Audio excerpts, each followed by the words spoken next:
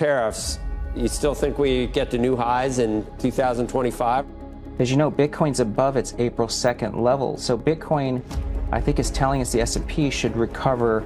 I think new highs are possible this year. I mean, one reason is, companies have proven themselves to manage through shocks, and I don't think investors give them enough credit. That happened with COVID.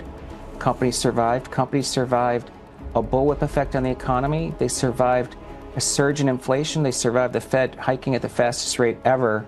So I think this tariff shock, while it is shocking, I think earnings will probably outperform expectations, even if we don't know the effects of the tariff. The markets are at a standstill, and Bitcoin's next move could reshape the landscape.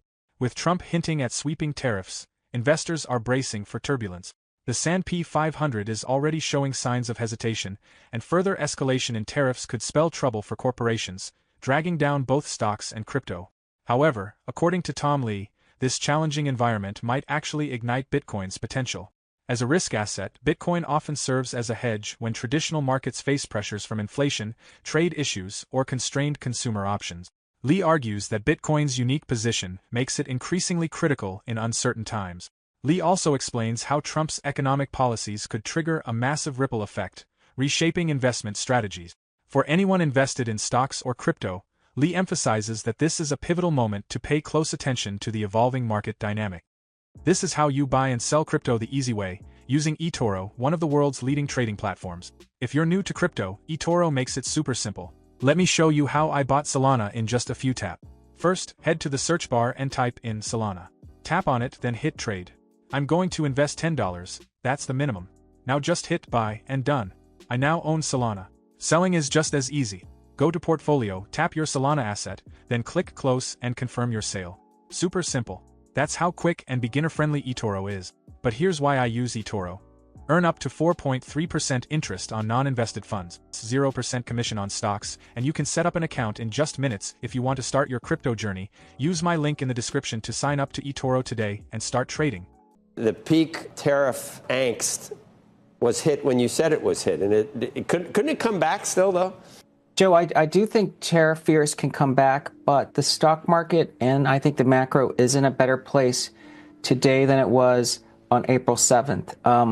One is I think that the tariff expectations, even if we don't know what they end up looking like, are really much better than what we saw on April 2nd. The second is that the markets that lead stocks, such as credit and the VIX and high yield, are in a much better place. High yield has recovered almost all the widening that happened since April 7th, and the VIX is uninverting the term structure, which basically means the market for volatility is calming down. And then I think when we look at 2026, I think there is stuff to have some confidence about because the economy is holding up better at the moment. And next year we can look forward to deregulation. I think the comparisons for earnings will be much better for next year. And then, of course, if we get some tariff policies that lead to exports, we have upside to earnings growth. So all in all, I think it makes sense that the markets have recovered to this point. But the bar for recovering to all-time highs is, of course, higher. But I do think the risk-reward is actually still positive here. Do you think with the tariff regime as it is, some of the comments made by President Trump over the weekend, if these are temporary, why would anyone build a plant here? I think the inflation data recently shows inflation is tracking lower than expected. The Fed has been on hold, and they're saying they're waiting for tariffs. But what's interesting is the ECB has been cutting rates, even though there's tariffs, inflation hitting Europe, or soon to hit Europe. The reason is ECB's inflation measure, the HICP, exclude shelter. If the Fed excluded shelter from its core inflation calculation, it's lower than Europe now, and yet Fed funds is over 225 basis points tighter than Europe. So I can actually sympathize with the argument the Fed should be cutting now, even if we don't know the effects of the tariffs. The two leading indicators for inflation should be commodities, and oil is telling us inflation is weaker. And the labor market, the JOLTS data shows the job market's not that strong, so there's not really a wage pushing inflation. Tariffs, you still think we get to new highs in 2025 or by 2026? Yes, I think new highs are possible this year. I mean, one reason is, companies have proven themselves to manage through shocks. And I don't think investors give them enough credit. That happened with COVID.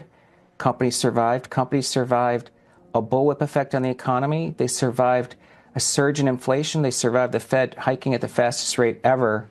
So I think this tariff shock, while it is shocking, I think earnings will probably outperform expectations. I mean, that'd be one thing. And then I think the things that were leading us down, whether it's Tesla or the Mag 7 or Bitcoin, they've begun to recover. In fact, as you know, Bitcoin's above its April 2nd level. So Bitcoin, I think, is telling us the S&P should recover economic data for the next 3 quarters, not only the tariffs, but some of the bullwhip effects and the distortions that have been introduced. For the next 3 quarters? Yes. 9 more months of a lack of clarity? Yes, because I think at the core, I think the stock market's trying to figure out, is this a dip in noisiness, but we exit 2026 in better shape? But of course, if we don't get trade visibility, and so 2026 looks like we're dragging for another 2 or 3 quarters into 2026, then of course the stock market is going to have problems. Tom Lee confidently predicts explosive Bitcoin growth ahead, especially with major players like BlackRock entering the market. He expects a big surge as we approach mid-2025. Next, Binance CEO CZ shares his outlook on Bitcoin and the crypto market, adding insight into what to expect in 2025.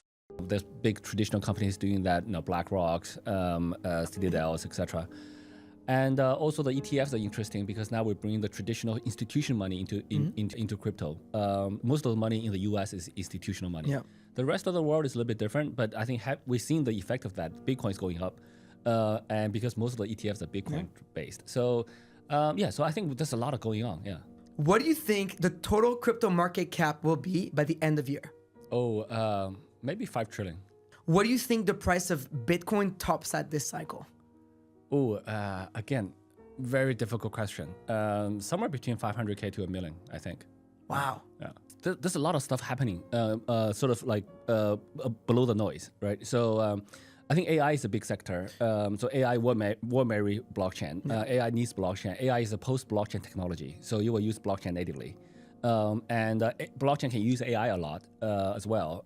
And then science, what we call DeSci, I think that still has a lot of long-term positive impact. Fundraising in science is difficult. The problem is science takes a long time, right? So so for the meme coin traders, they're not interested in that. They want return next day.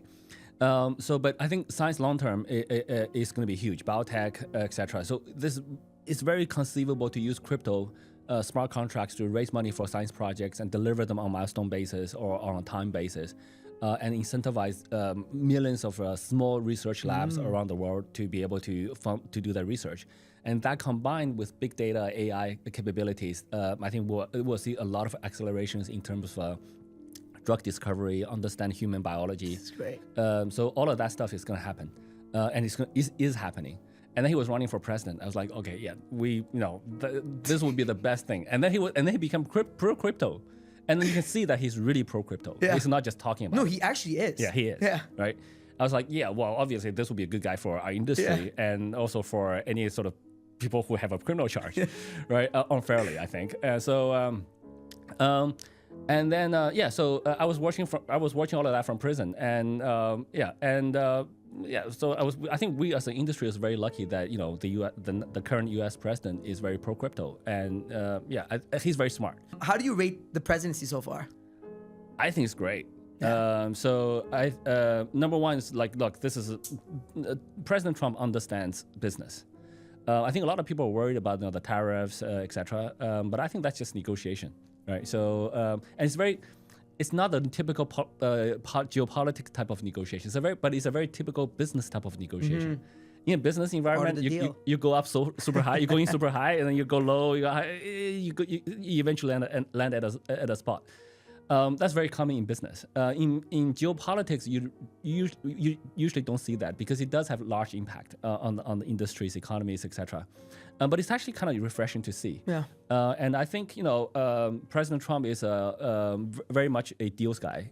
He will make deals. So you think the trade war with China and Donald Trump could end sooner rather than later? I think so. China are very good deal guys. So Xi knows what he's doing. Yeah. So the Chinese guys are very smart at making deals.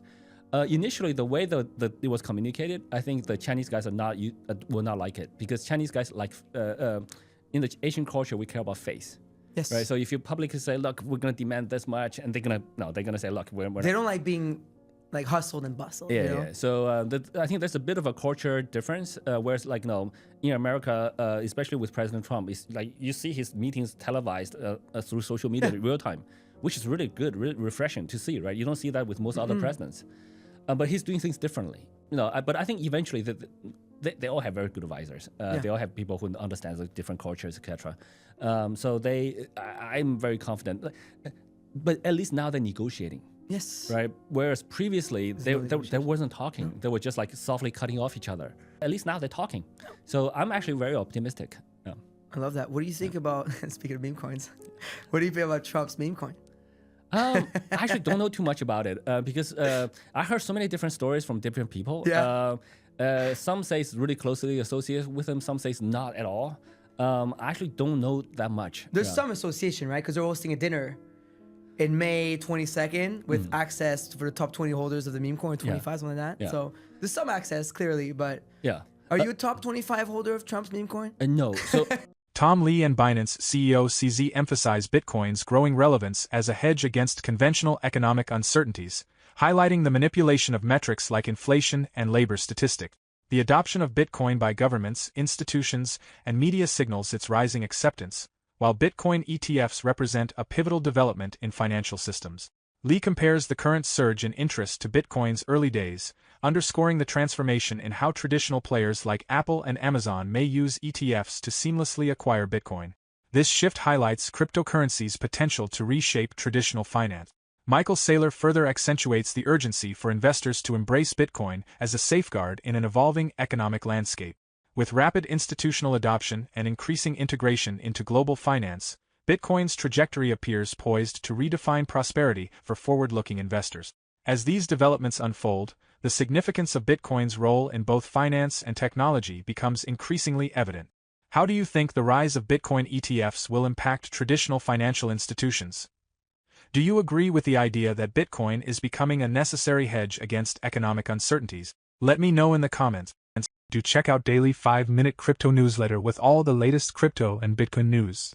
It's a fantastic analysis of on-chain crypto data and breakdowns, and the best part is it's absolutely free. They'll cover expert predictions, breakdowns of on-chain crypto data, and any breaking news you need to know, all in a nutshell. Click the first link in the description and enter your email to join over 50,000 others in becoming a better crypto investor right now. For more Daily Dose Crypto news, check out these 2 awesome videos on your screen. Click now and we will see you on the next video.